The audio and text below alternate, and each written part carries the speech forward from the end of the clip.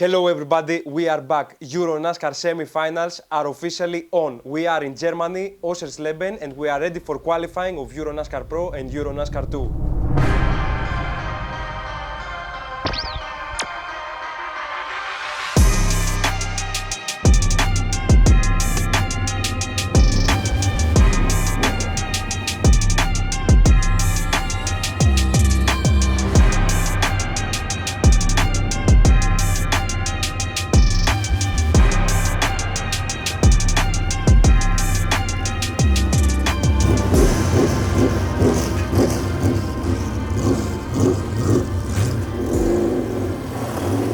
The cars are on the way, we are rolling, and it's qualifying start for EuroNASCAR Pro.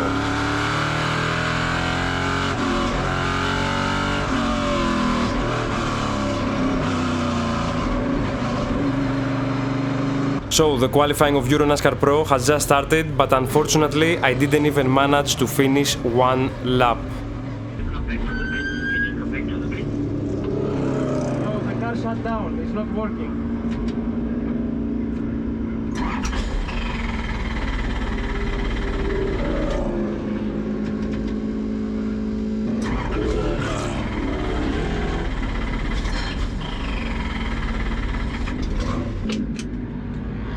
Yes, f***ing shut down. What is this? Why the f*** this happening now? What is this? I'm checking with the mechanic. No chance you can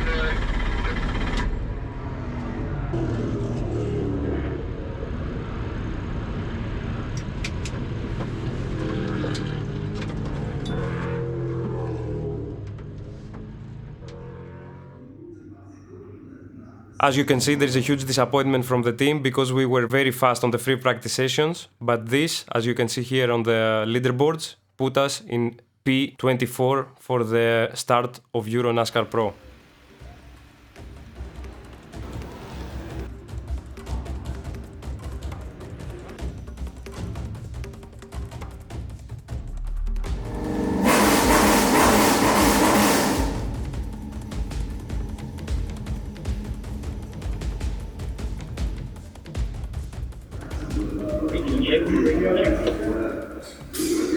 So we just found out that there was a small issue with the fuel pump, so everything is fixed, ready, and we are going hard for the qualifying of EuroNASCAR 2.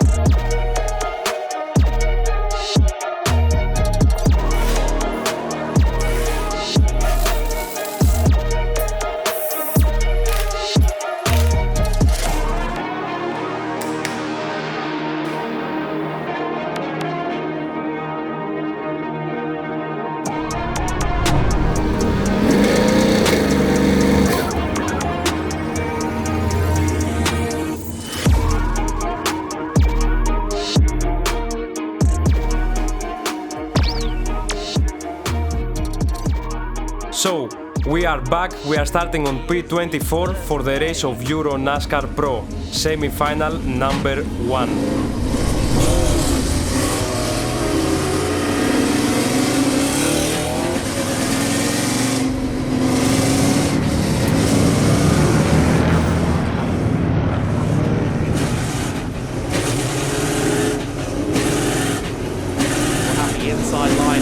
Turn 2. Who's going to come out on top here at the Motorsport Arena of Oschersleben? 20 laps of racing. The playoffs begin in earnest. Double points are now on the line. The championship could go pretty much anywhere from here. We're underway and racing, and it is a good start from Vittorio Garelli. That's exactly what he needs. But Hazeman's without too much trouble in getting off the line either. He does have the inside line for turn 2. He's trying to get it stopped. He's not got it stopped. They've both got off the circuit. I said this was going to be a pivotal day, and 2 of our championship contenders are off at the first corner. Hazeman's was trying to be brave, held it around turn 1, then tried to get the inside for turn 2, and both he and Vittorio Garelli ended up on the grass, on the gravel. They both continue, but almost immediately the complexion of the race, and with it the complexion of the championship, has been altered. It is now Gianmarco Ercoli that leads the way from 40th row. In 3rd place, it's Mark Goosens. There's Tobias Downhour trying to make up position. He's behind EuroNASCAR 2 championship leader Martin Dubek there in the middle of the top 10. Vittorio Garelli is going to be furious at the wheel of that 24 car.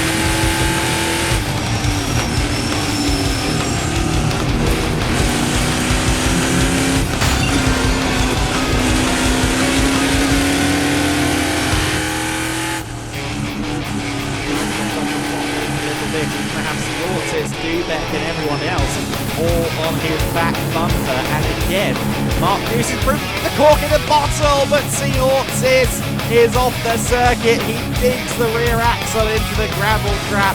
That is at bare minimum going to be a full course yellow, and it's quite bumpy there between turn 1 and 2, and I think the car just tipped away from him under braking there over one of the bumps.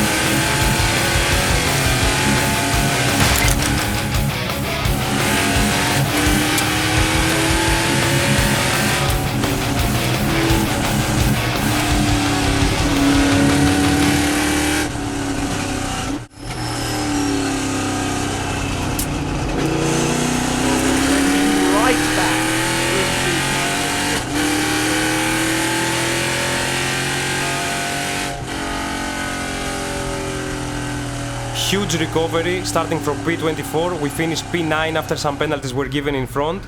Another top 10, P3 in junior trophy. Very nice recovery.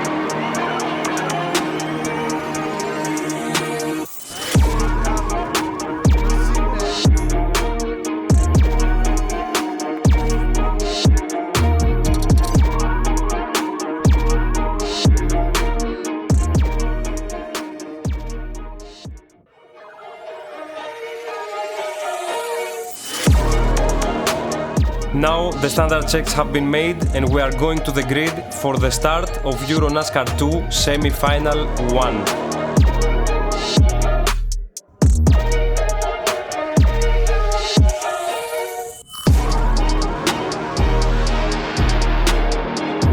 That sets the tone for the EuroNASCAR 2 first playoff race of this season.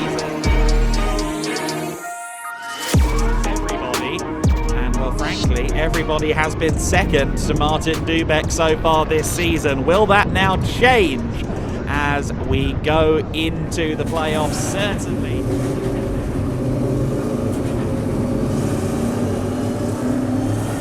Turn 1 is effectively the braking zone for Turn 2. And Turn 2, Thomas de Velde will have the inside for if he can just hold on to the outside of Schauber. Linster and Claudio Remeggio Capelli on row 2 of the grid. Dubek and KRASONIS on row 3. We are underway, we are racing, and it's not a good start from de Velde at all. Schauber is going to be able to cover the line, I think, but de Velde, I think, getting a little bit of help from Claudio Remeggio Capelli, and de Velde's on the inside line. There's contact, and once again the pole sitter is off onto the grass, onto the gravel, spinning as well further back in the field. The number 33, Florian Richard, in a spin. Drivers avoiding as best they can, but the number 3 car of Patrick Schauber is well down the order. de Velde got the car stopped for the corner, but there was some argy-bargy going on there. I didn't see whether or not Patrick Schauber also received some help from behind, but there was certainly at least a little hip check between himself and the number 34 as well.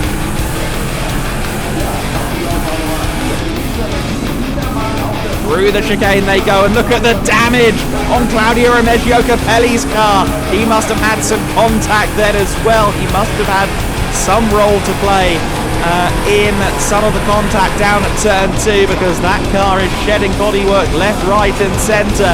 It's de Velde that leads the way. Thomas had a really bad start in actuality, but I think he got a little bit of a bump draft from Claudio Remeggio Capelli. X did in fact mark the spot. Well, the order has shifted. Look who's up to 3rd place as well. Martin Dubek, championship leader, kept out of all of the dramas and is now up to 3rd place. Jill Linster in 4th position.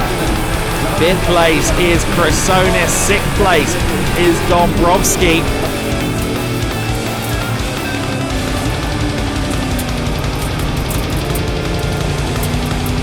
The race and is now there in 2nd place. Martin Dubek 3rd, Linster 4th, KRASONIS in 5th place, and then Dombrowski up into P6. Jack Davidson actually profited quite well from the start of the race now. He is running in 7th, having started from P10. I think I heard you just there, Andre. Let's go over it once again.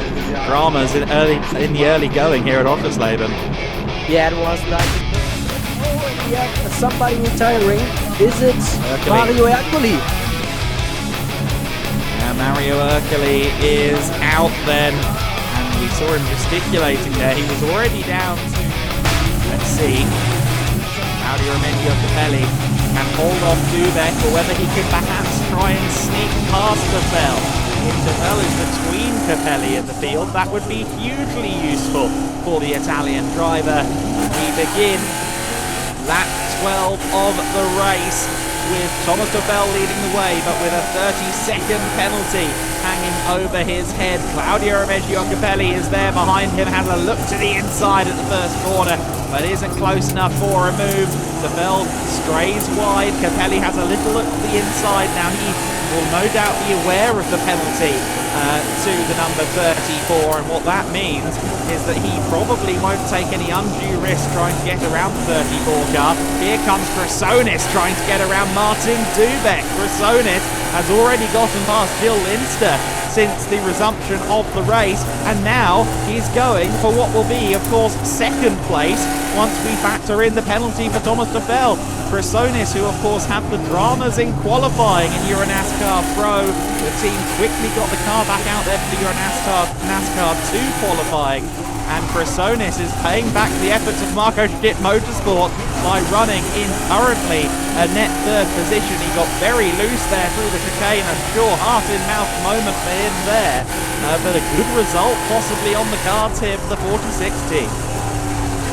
Yeah, it was an amazing move by Thomas KRASONIS, who again is coached by four-time champion Alon Detti, who is in the paddock, and we see we extend the race by 2 laps because of the safety car we had. It's a new rule for 2024. Safety car laps can be added to the race distance by race control. They have this option and they put the option, and now maybe the counter-attack by Linster.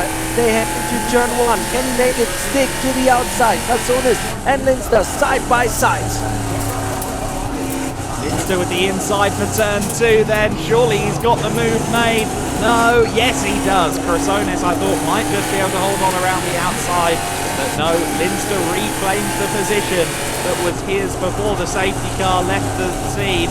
Here comes KRASONIS back to the inside line though. It's going to be a drag race out of turn 3 with Linster on the outside line. He doesn't have to use the grass. He does have a nose ahead. He has a whole car ahead as they turn into the triple. One car straying wide there in the back of shot. That's Dombrovski going to the final sector of the final lap. We're 3 corners from home. Tafel leads the way, but a 30-second penalty hangs over his head. And therefore, the car that's second in the queue, the Alex Cappy Academy Motorsport number 5 car, Claudio Remigio Capelli, is a race winner in EuroNASCAR 2. The Legend Trophy driver claims his first overall win. Martin Dubé.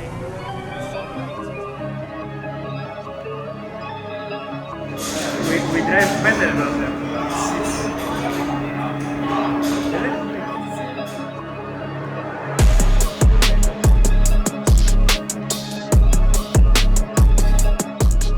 Okay, so GP, τι γράφουμε?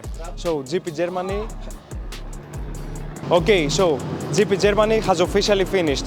We have done a great race 1 for EuroNASCAR Pro, starting last, which means P24, and finishing P9 and P2 in the Junior Trophy. And for EuroNASCAR 2, we have done a P4, very close to the podium, but didn't manage to succeed. So doesn't matter, tomorrow we push hard and we go for podiums. This is the main goal, to go for podiums and points.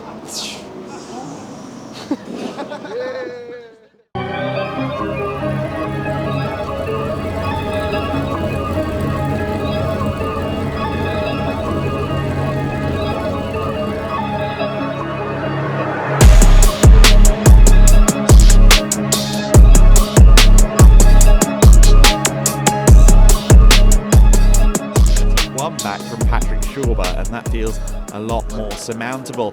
Thomas KRASONIS is with you, Andre. Yeah, and your friends, your family always told me to pronounce your name a little bit harder. KRASONIS. Not kra, like the crow, you know? KRASONIS. KRASONIS. Okay. Will you be the one winning the race today? I don't know what to tell you. In front, they are very close to the points. They had a lot of bad blood from yesterday. I think there is a lot of tension. I think we are very fast in terms of being a contender for the race. The only car that I think is faster is Patrick Schauber. So I think if he clears the start, it will be very difficult to catch him. The rest are on the same pace with us. So it's all about the start, because it's a very technical circuit. There are not a lot of places to pass. So it's all about what happens in front. I don't think there is any threat behind this race. I think until this line, I mean, with Martin is the last person on the same tempo. So everything relies on the start. I hope that we don't have a crash, or if they do something in front that we can avoid it, and I think we will have a very good result. But yeah, winning, it's all about what happens with Patrick in the first corner. All right, thank you so much and good luck. Have fun. Back to you, Adam. And you've got Capelli on the inside for turn 1, the outside of row 2. Thomas Tafel with him as we're underway in racing, and it's a good start from Schauber. Capelli trying to give Schauber a push as well by the looks of it. Linster being hounded to the very extreme side of the circuit. And Schauber is clear as he gets through turns 1 and 2. That is critical for the young Austrian. Here's Claudio Remedio Capelli, but contact between Capelli and Tafel. Dubek involved in that as well. Dubek's gone around. That's huge for the championship. That is seismic in this championship battle. Dubek is down to the rear of the field. Got Mikael Bleikemolen as we have a spin for the 43. He trophy honours and Claudio Remedio Capelli. We've had a spin as well for Dominic Schack. That's a huge shame for him. He was running within the top. Of course, another driver that this is looking beneficial for potentially is Thomas KRASONIS. KRASONIS, who came into this weekend 4th in the championship points. We are doing a single file restart.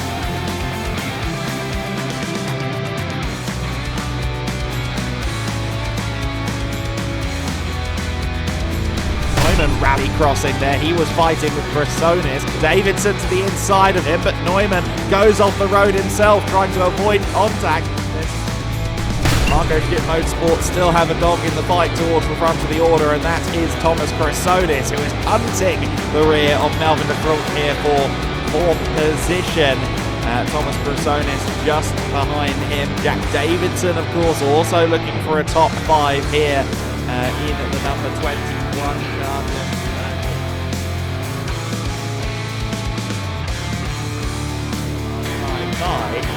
But let's see as here comes KRASONIS. Oh, that was an unlikely lunge at turn 14.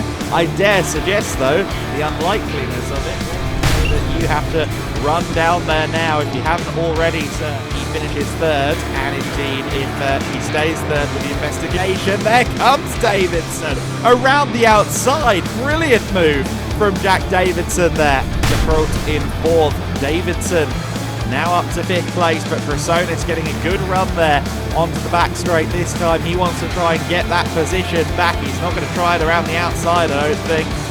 Davidson now all too aware that you can make the move around the 7 deep overall. Here comes KRASONIS again. Another good run off of turn 2, and this time he's got the inside for turn 3. Davidson trying to hold on around the outside. He's on the grass. He's on the grass for most of the straight, heading into the triple apex section of the circuit. Tried to cling on around the outside, but no. Davidson's going to try and get a good run. He gets a great run onto the back straight. He's got the momentum in his favour, tries to use it, and now he's going to once again try and do it around the outside. Surely lightning can't strike twice. It does! Jack Davidson has mastered the round the outside overtake. He moves up then into 5th position. Very, very unfortunate. I did my best. I tried to keep the 5th position from Jack Davidson, but he had a better pace in the end of the race. I mismanaged my tires also, so he had more speed on the straights. That made it very difficult to defend. So that leaves us with a P6. Motorsports, please welcome US Consul Courtney Mazzone.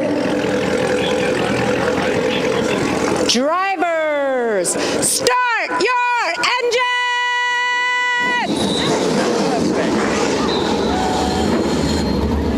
And with an explosion of red, white and blue and pyrotechnics, we are underway with the most famous words in motorsport delivered there by so far, but are still somewhere in the standings. They will be desperate to capitalise on the fact it's double points, because if there's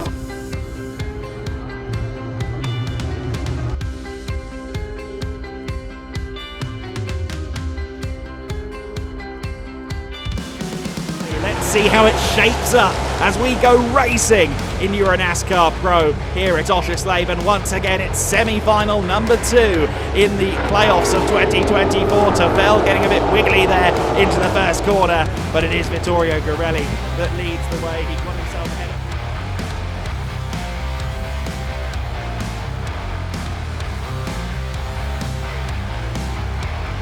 of through the first lap, but drama's going on further back in the field. Max Lanza, straight across the circuit there has gone the 43 car, Riccardo Romagnoli. Lanza in the 88. Racing I want to say thanks to the marshals, it's always very quick, and now we go back racing. Green flag is back in the air. And we are underway on lap 5.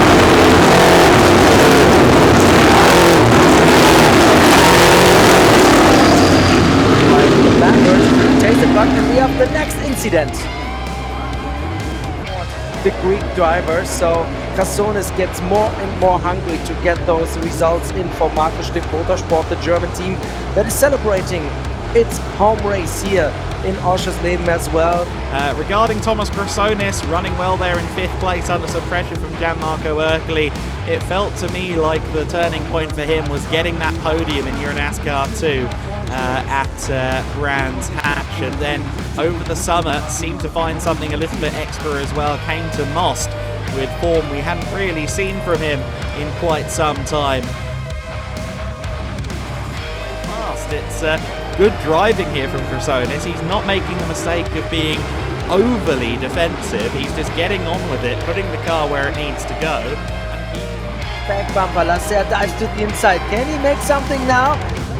Oh, Lasser having a little look to the inside of Ercoli. Lasser has a look to the inside of Gianmarco Ercoli, and he's done it at long last. He's threatened the inside so many times, never pulled the trigger. I didn't think he was going to do it. This time he has, and not only that, but he is now struggling to keep it on circuit. Gravel.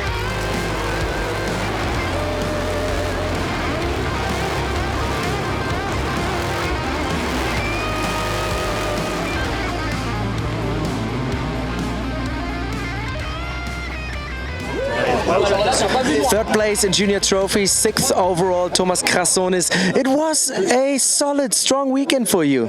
By far, it is the best weekend that we had. Our strongest for sure. We show that we can have the pace to fight with the big guys in front. You know, it was an interesting race. It is very difficult, as you know, to hold this type of drivers behind. I was fighting with Ercoli for all the race, and then Lasser came and I made a mistake and he passed me. So for me, it was the full race on red. You know, full push mode. So yeah, I'm happy with the result. Happy that we didn't crash, that we didn't have any issues in the start. And yeah, now finals. You know, nothing more to say. I have one question. I said in the broadcasting you have a big smile under the helmet when you see Gianmarco Ercoli, the reigning champion, behind you. Luca Lasser, one of the most experienced drivers, behind you. You said you fought with the big names. I say you belong to them now. Hey, okay. Step by step, we are getting better every day. We work a lot together with Alon and the team, Marco Stipp Motorsport, to arrive, you know, on this level. And I like to think that we are getting better every race. So I want to have solid finishes. I'm still looking for a top 5. I'm still looking for podiums. You know, we are improving constantly. So yeah.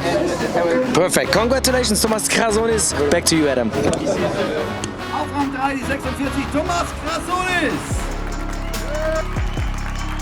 Auf Rang 2, wo ist er? Start Nummer 50. Liam Giesemans, hurry up, Liam. Junior Trophy number 3 from front, Paul Jouvreau.